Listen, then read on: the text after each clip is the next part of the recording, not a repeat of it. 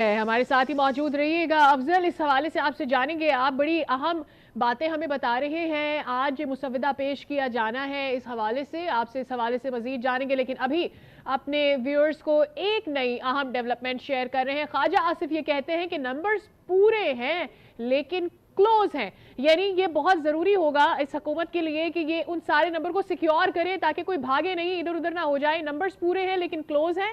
मौलाना फजल रहमान के तहफुजात दूर कर दिए हैं।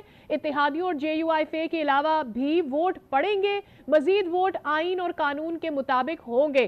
तो ख्वाजा आसिफ खासे पुर उम्मीद है कौमी असम्बली में आज आइनी तरमीम के हवाले से वो ये बता रहे हैं कि नंबर्स पूरे हैं लेकिन क्लोज है, यानी यूं समझा जाए कि जितने नंबर इस वक्त पूरे इस तरमीम के लिए चाहिए विफाकी हुकूमत को वो पूरे पूरे हैं, और वो मेक श्योर करना चाहते हैं कि एक आध नंबर उनके पास ऊपर हो ताकि वो वाज़े अक्सरियत हासिल कर सके, क्योंकि PTI की जो अरकान है उनके साथ मौजूद नहीं है। इससे चंद ही लम्हे पहले ख्वाजा आसिफ ने एक जब वो कॉरिडोर से गुजर रहे थे मीडिया से बात करते हुए ये कहा था कि PTI के DNA में साथ मिलकर चलना नहीं है, और मेक श्योर करना चाहती है विफाकी हुकूमत कि किसी भी तरह से आज जब वो इस तरमीम को पेश करते हैं उससे पहले तमाम तर मुशावरत जो है वो मुकम्मल हो चुकी हो।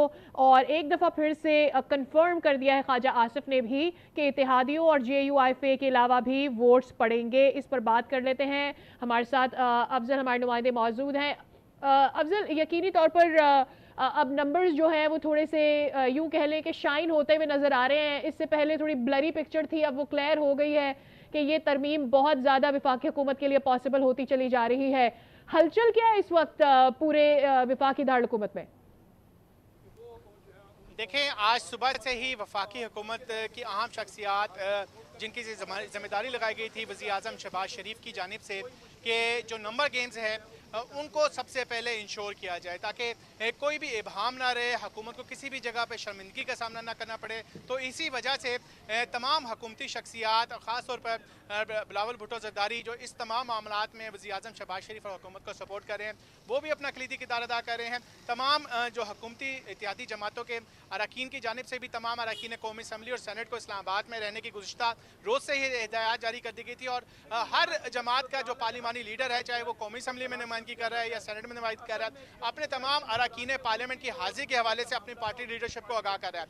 तो ख्वाजा आसिफ की जानिब से जो ये बात की जा रही है, तो यकीनी तौर पर उन पर अब तक की तमाम रिपोर्ट्स जो हैं तमाम सियासी जमातों के जो इस तमाम मामलात में हुकूमत का साथ दे रही हैं, उनकी जानिब से रिपोर्ट दे दी गई है कि ये नंबर गेम्स के मामले पर हुकूमत की जो मतलूबा हदफ है, जो मतलूबा तादाद है, वो पूरी हो चुकी है। तो इस हवाले से अब सिर्फ और सिर्फ मौलाना फजल रहमान की जानिब से एक आखिरी फैसले का इंतजार किया जा रहा है कि पार्लिमानी पार्टी का इजलास खत्म हो और मौलाना फजल रहमान जो है वो हुकूमती हमायत का ऐलान करे, क्योंकि ठीक है अफजल, आपको थोड़ा ब्रीदिंग स्पेस देते हैं यहाँ पर, आपसे दोबारा बात करेंगे। हमारे साथ ही मौजूद रहिए, एक डेवलपमेंट अपने व्यूअर्स के साथ शेयर कर रहे हैं। मुस्लिम लीग नून के सदर नवाज शरीफ और वजीर आजम मियां शहबाज शरीफ की मुलाकात हो गई है। शहबाज शरीफ ने नवाज शरीफ को आईनी इस्लाहात पैकेज के हवाले से आगाह किया है। यकीनी तौर पर नंबर गेम्स भी शेयर हुए होंगे। नवीद अकबर, बताइएगा मुलाकात में क्या बातें हुई हैं? नवीद अकबर से बात करेंगे। मुस्लिम लीग नून के सदर नवाज शरीफ और वजीर आजम मियां शहबाज शरीफ की मुलाकात हुई है। शहबाज शरीफ ने नवाज शरीफ को इस वक्त क्या पोजीशन है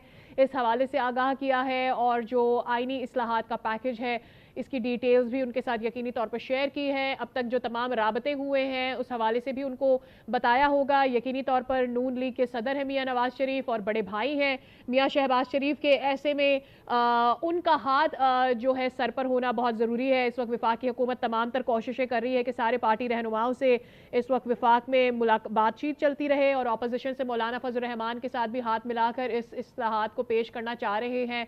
अब आईनी तरमीम के लिए क्या पोजीशन है, थोड़ी देर में ये वाजे हो जाएगी। नवीद अकबर इस अपडेट पर हमारे साथ डिटेल शेयर करेंगे। नवीद, आगाह कीजिएगा, मियां शहबाज शरीफ की साबिक वजीर आजम से मुलाकात हो गई है? बिल्कुल, साबिक वज़ीर आज़म और पाकिस्तान मुस्लिम नून के सदर नवाज शरीफ इस्लामाबाद पहुंच गए हैं। वो सीधे जो है वज़ीर आज़म हाउस गए, जहां पे वज़ीर शहबाज शरीफ ने उनका इस्तकबाल किया और उनकी मुलाकात हुई। इस मौका पर हमजा शहबाज शरीफ रुकन कौमी असम्बली भी मौजूद थे। शहबाज शरीफ ने नवाज शरीफ को आईनी इस्लाहात के मुतवज़्ज़ा पैकेज के बारे में आगाह किया। वज़ीर आज़म ने मौलाना फजल रहमान समेत दीगर सियासी जमातों से राब्तों पर इत्मीनान में लिया और आईनी पैकेज के अलावा जो अरकान पार्लियामेंट है नून लीग के, उनके हवाले से जो भी हिदायत जारी की गई हैं उनसे भी आगाह किया। नवाज शरीफ को उनको मुख्तलिफ इशूज जो है उनके ऊपर इत्मीनान में लिया और थोड़ी देर में नवाज शरीफ, वज़ीर-ए-आज़म शहबाज शरीफ के हमरा जो है वो पार्लियामेंट हाउस पहुंचने वाले हैं। यहाँ पे खुसूसी काबीना का इजलास भी होगा जिसमें आईनी इस्लाहात की मंजूरी दी जाएगी, जिसके बाद जो है कौमी असम्बली के इजलास में ये इस्लाहात लाई जाएंगी और कौमी असम्बली के बाद काफी इम्कान है कि आज ही सेनेट में भी ये इस्लाहात जो है आईनी इस्लाहात को लाई जाएंगी, आईनी तरमीम लाई जाएगी। 26 में आईनी तरमीम होगी जिसमें जुडिशरी के हवाले से कौमी असम्बली के इजलास की सूरत हाल है नवीद, लग ऐसा रहा है कि मगरिब हो जाएगी सेनेट का इजलास, बल्कि उसके भी हो सकता है देर में शुरू होगा। बड़ी वाज़ेह है कि जो आईनी तरमीम है ये कोई चंद मिनटों का खेल नहीं होता, इसमें घंटों लगते हैं। आईनी तरमीम का एक प्रोसीजर है, एक तरीक़ेकार है। कोई भी बिल जो आएगा आईनी, उसके ऊपर पहले तो शिकवार रीडिंग होती है, हर शिक के ऊपर काउंटिंग होती है, पहले उसके पेश करने पे काउंटिंग होती है, खड़े होकर काउंटिंग होती है, 2/3 साबित करना होता है। उसके बाद जब शिक वाइज काउंटिंग होती है फिर 2/3 साबित करना होता है, और जब फाइनल रीडिंग होती है या आखिरी उसकी जब गिनती होती है उसमें ये डिवीजन होती है। जो हुकूमती रुकन या जो तरमीम के हक में है वो आयत वाले लॉबी में जाते हैं या हुकूमती लॉबी में जाते हैं, और दूसरे जो है नोज वाली लॉबी में जाते हैं, और हर रुकन ने अपना हल्का नंबर, अपना नाम लिखवाना होता है और अपना असम्बली कार्ड दिखा के हर रुकन कौमी असम्बली और सेनेट रुकन कौमी असम्बली ने साबित करना होता है अपना हल्के का नंबर, अपना नाम, और उसके बाद वो अंदर जाता है। तो ये एक बड़ा लंबा प्रोसीजर है। बिल्कुल ये तवील प्रोसेस है, इसमें टाइम लगेगा, और ऐसे में सेनेट का इजलास मजीद जितनी ज्यादा कौमी असम्बली के इजलास को शुरू होने में टाइम लगता रहेगा, ऐसे ही सेनेट का इजलास भी आगे जाता रहेगा। अब देखना है कि कौमी असम्बली का इजलास कब शुरू होगा, ये हमें बता रहे हैं, हमारे साथ मौजूद हैं हमारे नुमाइंदे वकार। ये बता दीजिएगा कि इजलास तो मजीद आगे ही जाता चला जा रहा है, क्या अंदर से खबरें आ रही हैं कब दीगर इजलास खत्म होंगे जो पार्टियों के जारी हैं, कब कौमी असम्बली में अरकान इजलास का आगाज करेंगे? जी वकार जी देखिए, पहले इजलास का जो वक्त मुकर्रर किया गया था वो दिन 11 बजे का वक्त मुकर्रर किया गया था। क्या आप मुझे सुन पा रही हैं? जी जी जी कंटिन्यू कीजिएगा।